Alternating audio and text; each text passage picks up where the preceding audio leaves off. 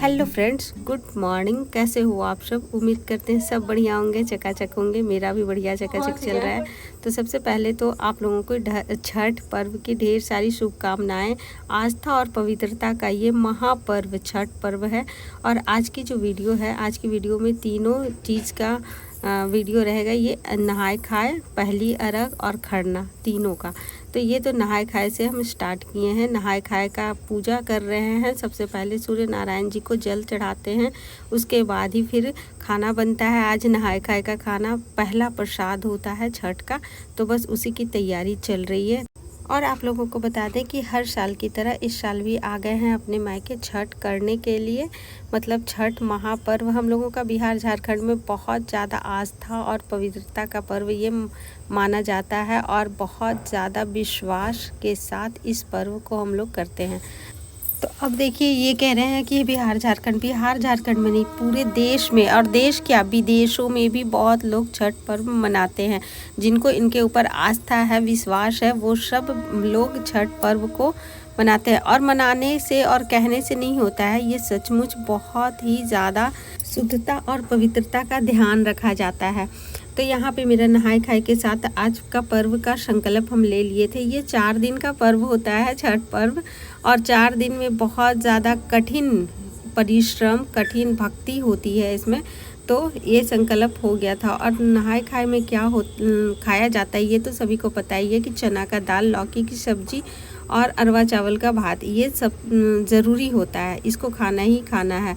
उसके बाद उसके साथ संकल्प लिए, और ये था खरना का प्रसाद बनाने की अब तैयारी चल रही थी। मतलब शाम हो गया था, तो पूरी तरह शाम तो नहीं, लेकिन हाँ 2 से 3 बजे तक स्टार्ट कर दिए थे, क्योंकि एक ही चूल्हा है तो बनाने में थोड़ा टाइम लगेगा। और धीरे धीरे से बनता है, लकड़ी पे बनता है, तो लकड़ी पे तो खैर तेज़ ही बनता है, लेकिन धीरे धीरे से बनाना पड़ता है, थोड़ा सा सावधानी के साथ ही बनाना पड़ता है। प्रसाद बन रहा है ना, डेली का खाना तो है नहीं कि वो जल्दी जल्दी से जैसे तैसे बना देंगे। तो बस वो चल रहा था। सबसे पहले तो दूध यहाँ पर गर्म होगा, औंटेंगे दूध, गर्म हो करेंगे, उसके बाद ही फिर खीर बनाएंगे। और ना, ये जो दूध होता है ये भी गाय का ही शुद्ध दूध होता है। अंदर जो प्रसाद बनता है उसके लिए, बाहर का जो रहता है वो डेयरी वाला से बना सकते हैं या फिर भैंस के दूध से बना सकते हैं, लेकिन अंदर वाला प्रसाद शुद्ध गाय का घी दूध से ही बनता है।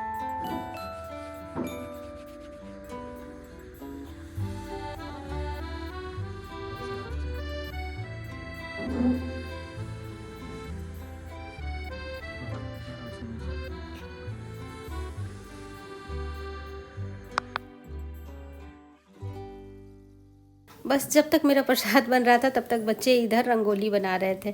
तो रंगोली तो खैर थोड़ा बहुत ये लोग बना लेते हैं, बहुत ज़्यादा नहीं, लेकिन हाँ जितना आता है उतना बना रहे थे। और ये वाला रंगोली जो है ना, मिट्टी से बना रहे थे, जो मिट्टी फुला के बनाते हैं, बस उसी से। तो थोड़ा बहुत निमी बनाई थी। उसके बाद फिर इधर से मेरा खरना का जो खीर होता है वो बनाने की अब तैयारी मेरी चल रही थी। वो भी अब शुरू ही कर दिए थे बनाना।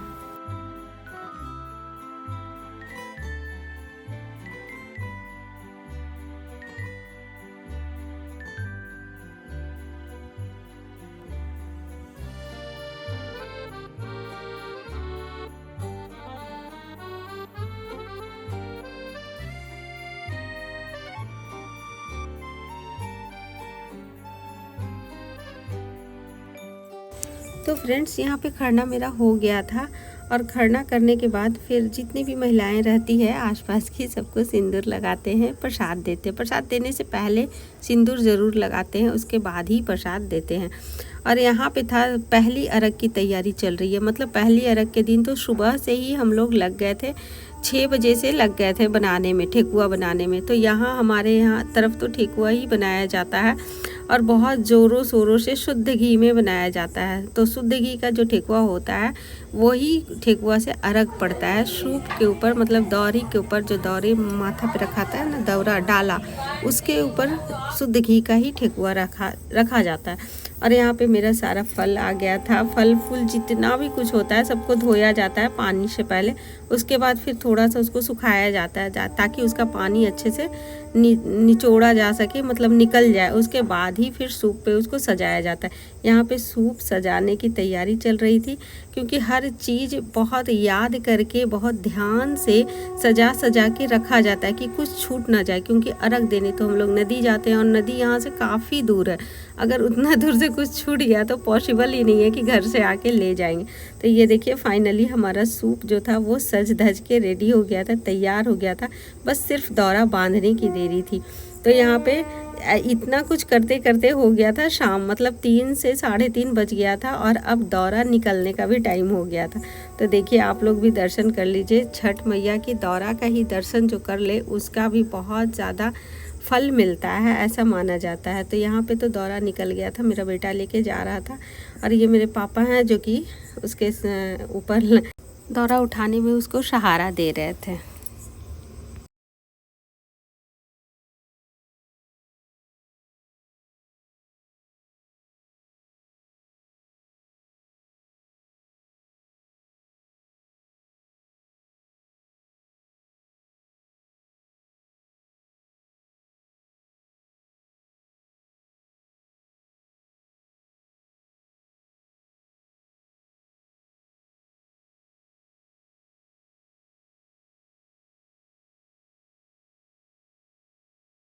तो बस दौरा निकलते के साथ ही हम लोग भी घाट के लिए निकल गए थे, क्योंकि ना हम लोग वैसे गाड़ी से जाते हैं और दौरा जो ले जाते हैं वो पैदल ही जाते हैं।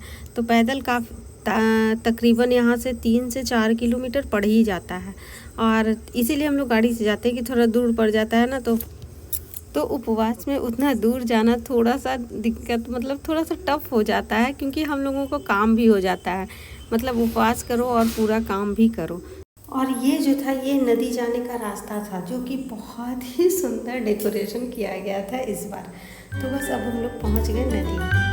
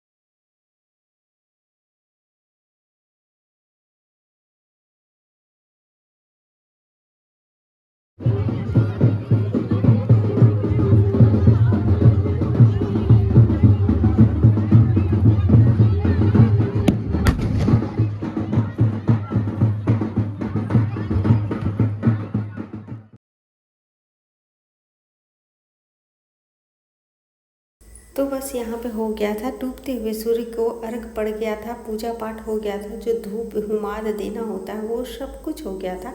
और अब यहाँ से जाएंगे हम लोग सीधा घर। और घर जाने के लिए तो यहाँ पे हम लोग सब लोग निकल गए थे घर के लिए। और यहाँ पे रास्ते में रात भर जागरण का भी व्यवस्था किया गया था। पूरी रात वहाँ पे जागरण चलेगा, छठी मैया का गीत गाया जाएगा।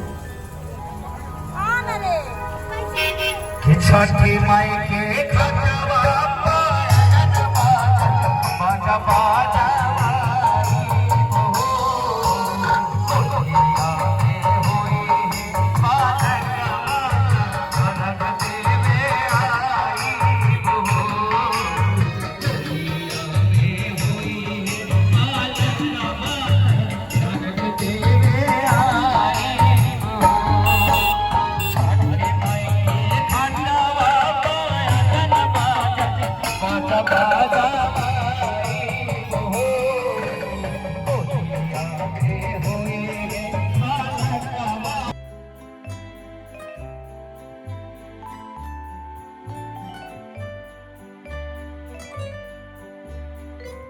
ये जागरण का व्यवस्था तो हर साल किया जाता है। उसके बाद घर आने के बाद सब लोग